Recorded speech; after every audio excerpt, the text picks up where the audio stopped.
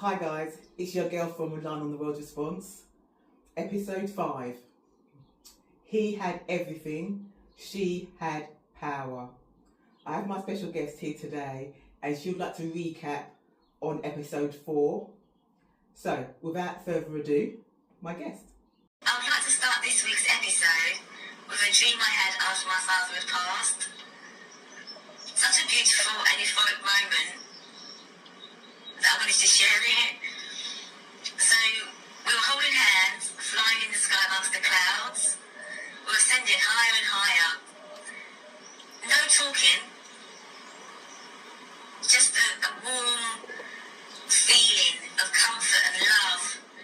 And as we were ascending higher and higher, I could feel my father's hand slipping away, but I knew he was going to leave. And very quickly, he ascended high through the clouds about me, and I was brought back down to earth. At the time, I was very sad, and it really hurt. But I can understand that he needs to move on, and I need to live my life here on earth. So I just wanted to share that with you before we move on to the next episode. That will tie into this anyway. My father has visited me since then, but not as much as when he first passed. So like on birthdays, his birthday, my birthday, certain celebrations, he will visit me.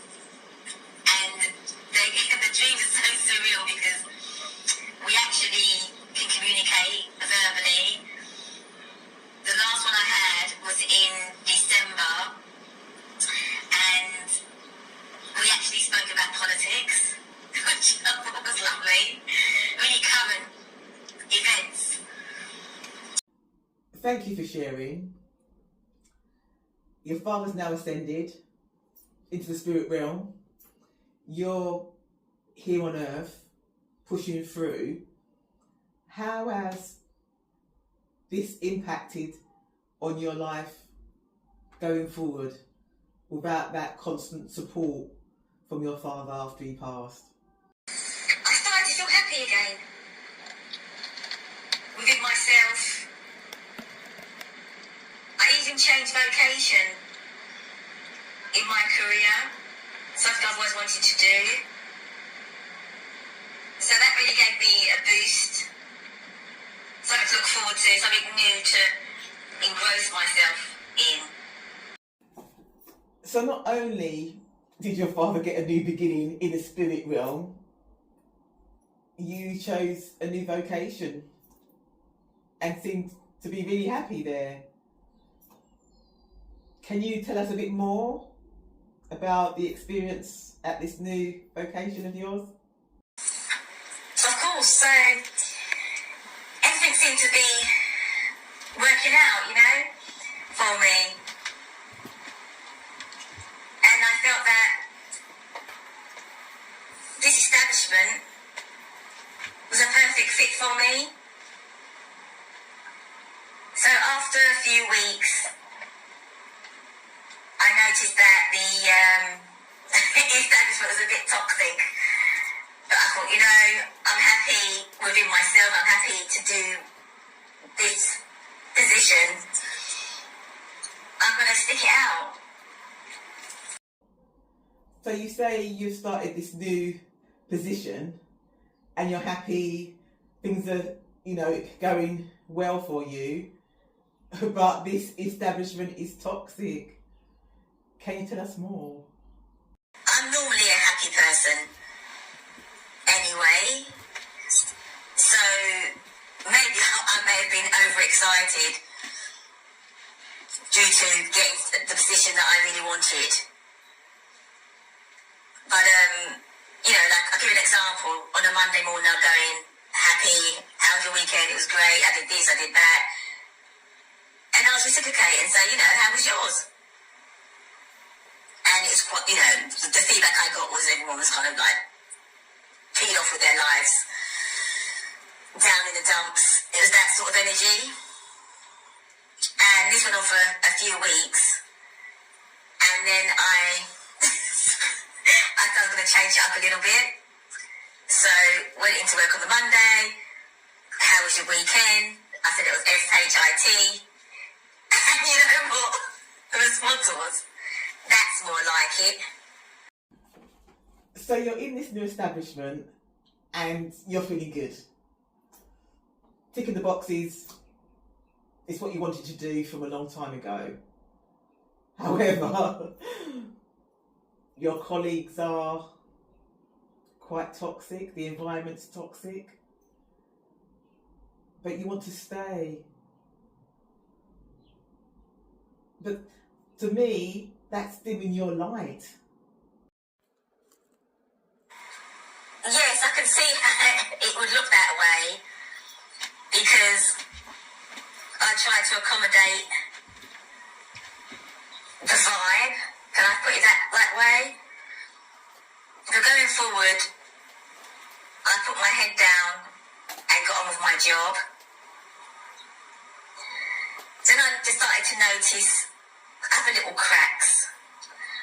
So I went downstairs and I noticed a particular gentleman was at his desk, but he was doing something with his hand. He was doing some sort of, I don't know. My first thought was, this doesn't look right. Whatever this gentleman was doing looked obscure to me. But I thought to myself, it looks like he's doing some sort of magic with his hands, some sort of spell work. I don't know why I thought that. And as soon as I entered the office, he stopped. And I let it go. I said, you know, just let it go. Maybe he's stretching his fingers. Okay, so you've gone downstairs, you've seen this gentleman using his hand to do some sort of handshake. Because I'm thinking, you know, I don't know if you know LeBron James, basketball player. He has so many handshakes for each individual player. That's what came to my mind. Was it a particular handshake like that? That is a good example, but there wasn't anybody else for him to be doing like that handshake with. And I only saw one hand stretched down by the side of his chair. But I said to myself, you know, let it go. From our previous episodes, what I've learned from you is that growing up with your gifts, your intuition, your premonitions, it's been played down. So from what I've heard from you now that you've seen this gentleman doing something with his hands, are you playing it down? Because remember before you said your father would say, oh, you know, it's okay, we all dream or we all see things. So are you projecting that onto this incident? Now you've mentioned it, probably yes. I want to fit in. I don't want to be different. And I'm definitely not going to share my past experiences of the paranormal with anybody. So I probably did push it under the carpet. Please don't leave us in suspense, because I'm feeling that there's something else coming after this hand movement that you've witnessed. Am I right? Going forward, things were okay. down, got on with the work, happy. But then my intuition kicked in and I started to feel somebody else's emotions. And I didn't react to them straight away. I thought, okay, I know what I'm feeling, I know what I'm thinking, I know what I'm seeing. Let's just ignore it for a while because this is a new environment for me, a new establishment. So let's try and suppress what I'm experiencing. But as the days have gone on, I'm getting to see this person's life through my intuition. So, this particular person that you're feeling telepathically, empathically, would it be the same gentleman that you saw doing the finger exercises, magic? Yes, it was the same gentleman that I witnessed doing the one-handed hand gestures, signs. Going forward, I did telepathically ask what was wrong because it was intense crying, and I tried to reach out and ask, are you okay, can I help? And this went on for a few days, this intense crying, pain. I could feel the pain this person was going through. But I didn't dare verbalise this to his face, and he didn't verbalise it to my face. How he would communicate this with me would be, oh, I haven't cried in ages. I haven't cried in years. And I didn't reciprocate. I would change the conversation or walk away because I just felt, are you playing games with me? So now you notice this particular person and you haven't confronted them verbally, face to face, but telepathically the two of you could communicate. And now you're feeling that this person is playing a little game with you. That is very interesting and very creepy at the same time.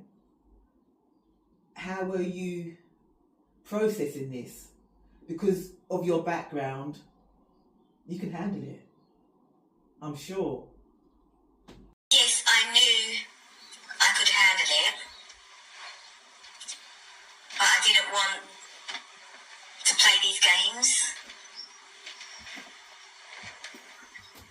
This person saw me before I saw them. They must have seen my light from the beginning, from the get-go. And the reason why I say that is the way they carried themselves. Instead of them coming to me directly, instead of dropping these little remarks here and there. I remember another remark was, why are we using the telephone to communicate when we're supposed to be telepathic? Gentleman hasn't come up to you directly,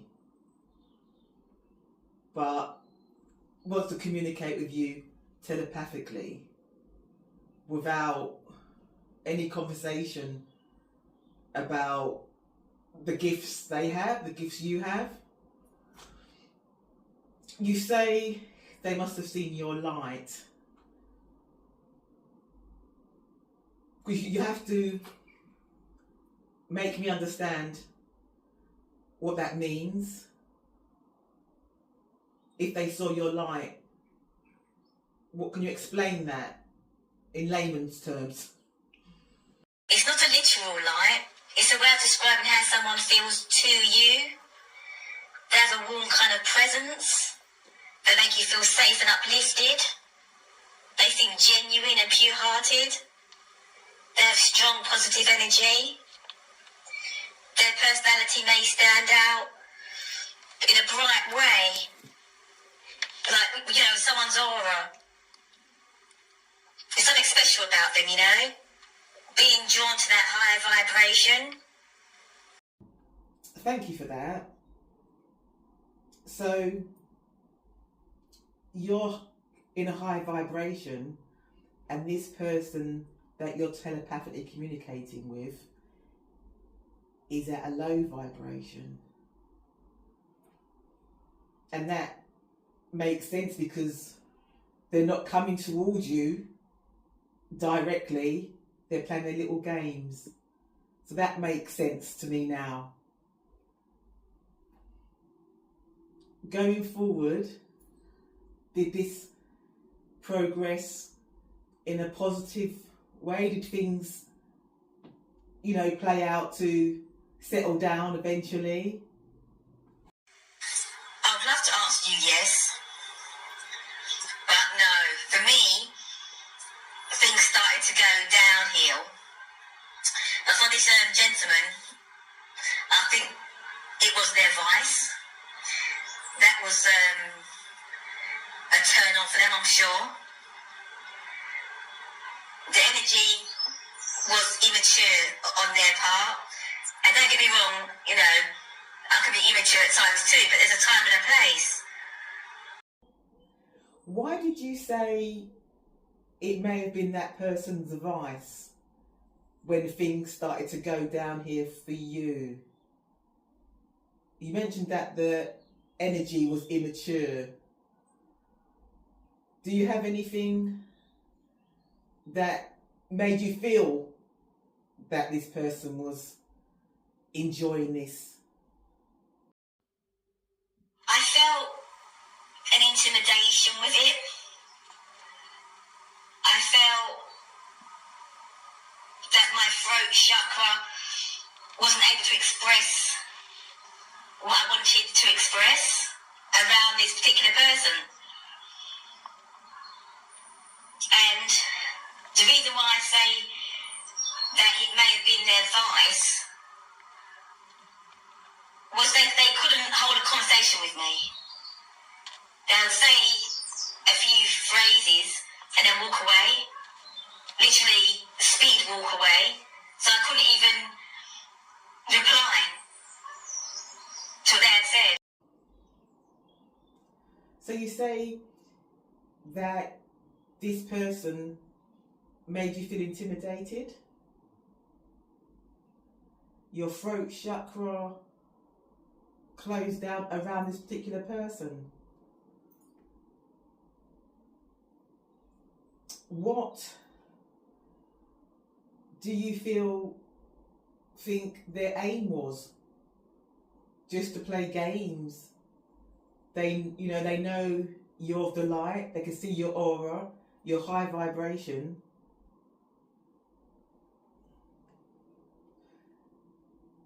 Also, another question, if this person saw your aura, saw your light, saw your high vibration, what did they want from you? I don't know what their aim was, what they were trying to take from me or gain from me, because I'm of the light. I don't do any magic or spell work. I don't know about that. I'm quite ignorant about that. But I know there are plenty of different divination out there. So voodoo, black magic, witchcraft, judge, Freemasonry, Scientology, secret societies, organisations. I know they exist, but I don't belong to any of them. So this was a learning curve for me. So the list you've just given me regarding the supernatural practices to harm, control, manipulate a person, a group of people. So you've got witchcraft and black magic and Freemasonry and secret societies and voodoo.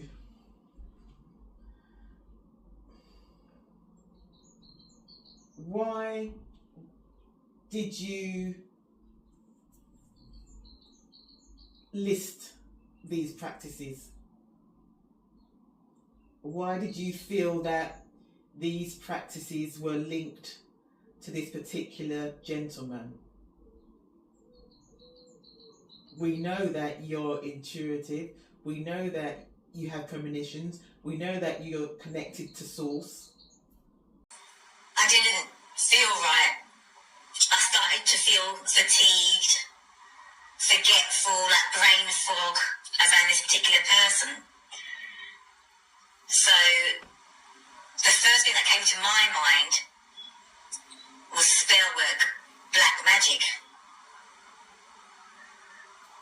But I had no proof.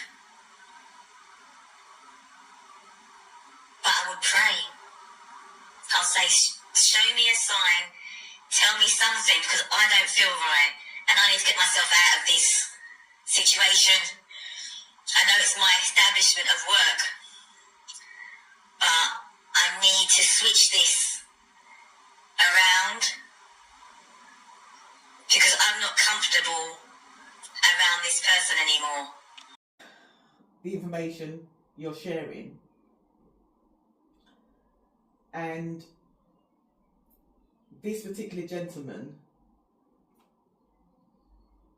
seems to be playing games with your emotions, a little bit of manipulation here, a little bit of dabbling in spell work, because in the beginning you did say you saw something, hand gestures.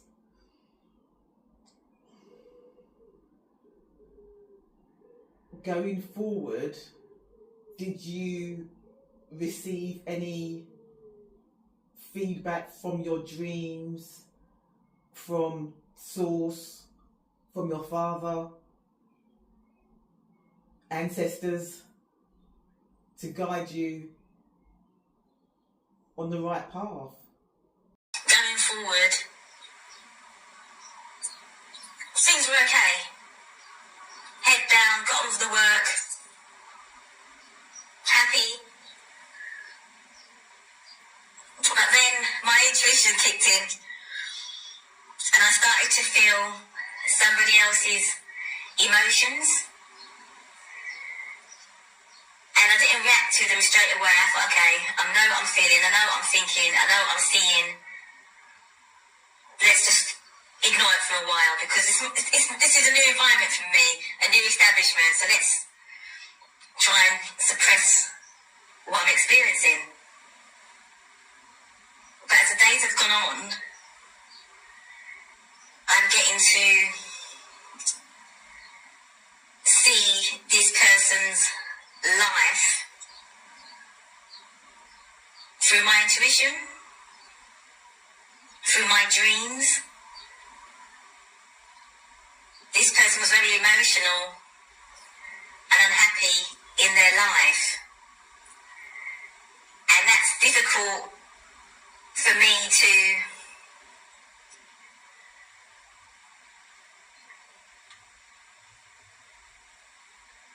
work with. Because it's not my business. So, you're asking for help from your loved ones that have crossed over. Whoever's from the light, basically. But instead, you get dreams of this gentleman's life, events that are happening in his life. Did you confront this gentleman? Did you share those dreams? going forward? I did share my dreams with this particular gentleman about events that were happening in his life. But he did not verbalise to me if they were true or not. Can you share with us the dreams, the content of those dreams, the topics of those dreams, so we can get an idea or build a picture of what was going on? This was a family man, had a partner at home and children.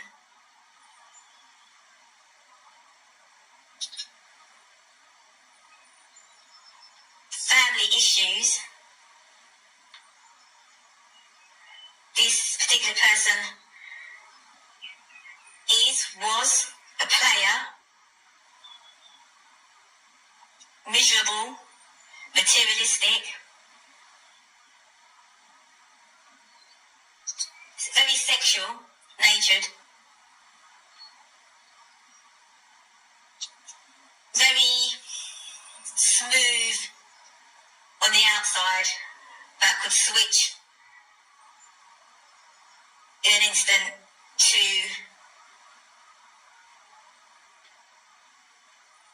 an angry person. So, from my understanding, this gentleman is not communicating with you, just the odd remark and then quickly walks away. However, now you are sharing information about them. They stand still and listen.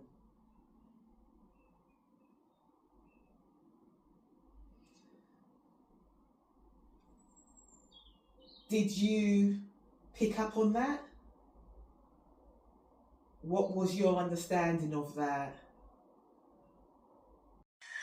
I was trying to understand what was happening. I know my background,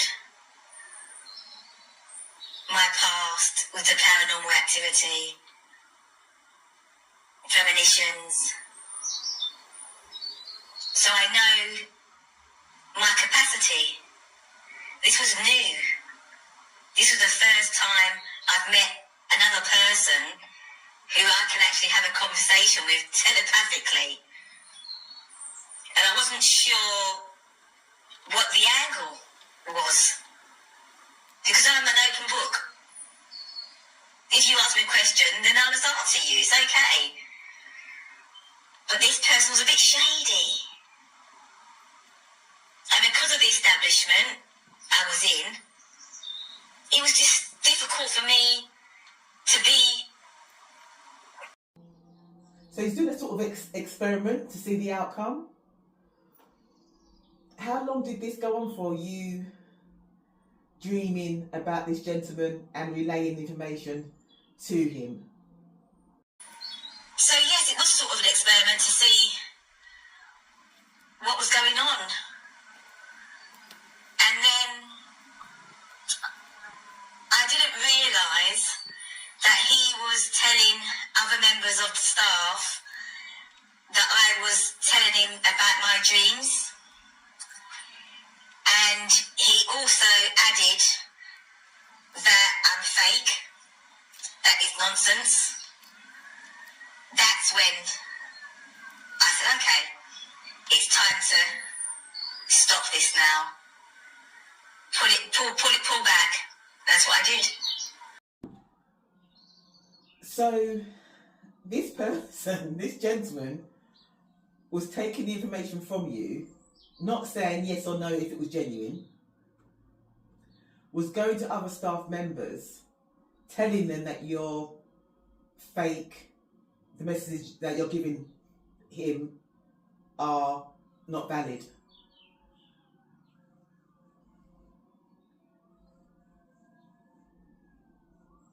Also, the other staff members, they don't know, or do they know of the situation that you guys can communicate telepathically?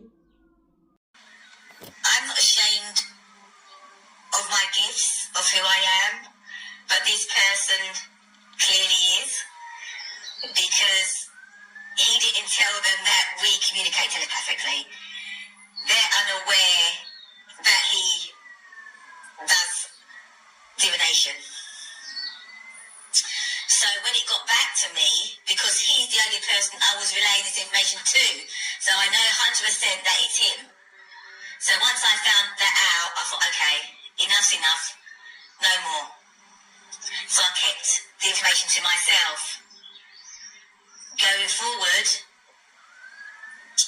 I received dreams that were telling me to keep him at arm's length, keep him at arm's length, keep him at arm's length.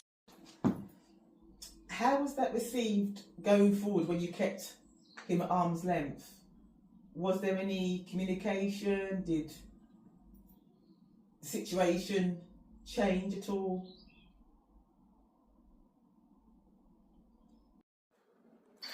Yes, the situation flipped to two dynamics that were just over my head, to be honest. So, you know, when you feel, as a woman, you know someone likes you, they did a flirty, that started to appear. And I'm not interested, you have a family, and I don't look at you like that, basically. So, I wrote something down, and it went like this. I think you're a really nice guy, but you have a family, and that's not my bag, basically.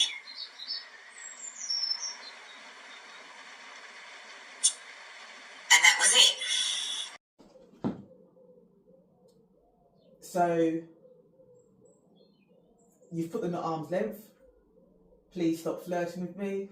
You have a family, that's not my bag. I'm not interested. Did you relay that you had information from your side to keep him at arm's length? I did, and this is where it gets interesting. His reply was, is that because I practice the dark arts? And I thought, oh wow, thank you for that clarification, because I was along those lines. I did say black magic in the beginning. So as you've pulled back, they're drawn to you now, and they're opening up to you, actually telling you they practice the dark arts. Not sure how I feel about that, but because of your background, you know how to absorb that information.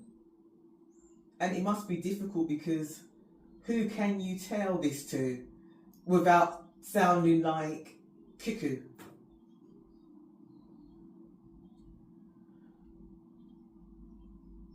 Going forward, what was the connection like? Was you still able to telepathically connect? Were you still getting downloads, dreams about this person? So I tried to distance myself and not communicate telepathically. I tried to put a force field around myself to protect myself. I did a cord cutting also, and I felt fantastic after. And went to work on the Monday, and he said to me, "Feel better now?" I thought, oh my gosh, what have I got myself into here?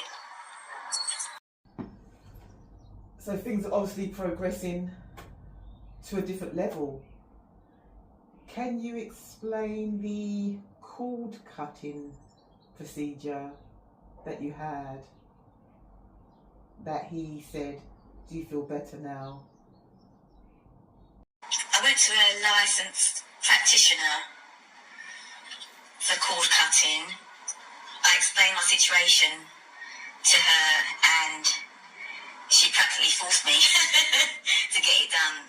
She said, no, this is not right. So it's an energy healing, just based on past people in your life, relationships that connect themselves to you. You know, it could be an ex-boyfriend, could be an aunt or uncle, could be anybody, but they attach themselves to you, to your energy. So she explained to me that this would release unhealthy attachments to me, and I could reclaim my energy. So it's just to release toxic energy, basically. Just a quick recap. You go to a licensed practitioner that does cord cutting. It's successful. You go back to work on a Monday, and this particular gentleman actually says to you, do you feel better now? So, to me, as a listener, your energy and this particular gentleman's energy must have been entwined for you to feel better after the cord cutting, and then for him to notice the difference, the distance from the cord cutting. It did work for a while because my energy was back. I didn't feel lethargic. I didn't have brain fog. I felt like me again. Felt light, not distracted as before. And weeks had passed and I felt really good, you know. I knew I couldn't discuss anything with the colleagues because he had already said to them behind my back that, you know, I'm telling him stuff and it's fake and it's rubbish. So I just thought, you know what, I'll keep myself to myself. And that probably was his plan, to isolate me, you know. I thought, you know what, I'm here to do my job, let me get on with it. So weeks had passed and then I started to feel this sexual energy whenever he was about to come into the room or after he had left. Thank you for that insight, but I'm afraid we've run out of time to continue any further. So I'm going to do a part 2. So when we return, we'll be discussing the sexual energy, confronting the man, warlock, family cult, and an engagement. So that'll be episode 6. Thank you for watching, guys. See you soon. Relying on the world's response.